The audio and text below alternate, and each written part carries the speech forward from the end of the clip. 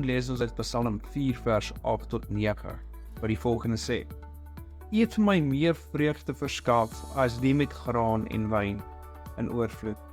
Ek sal in vrede gaan lê en slaap, wat U oorleen, o Here, laat my veilig word.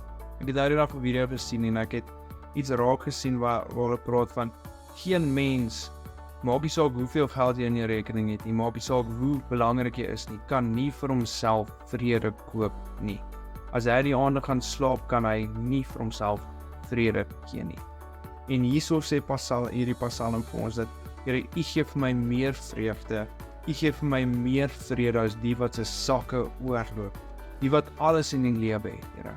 Al sit jy in 'n situasie vandag waar jy weet, ek het nie enigiets soos wat daai mense wat ek sien in die pad ry met hierdie fancy kar of hierdie mooi huis het nie. Weet jy wat het jy wat party mense nie het nie?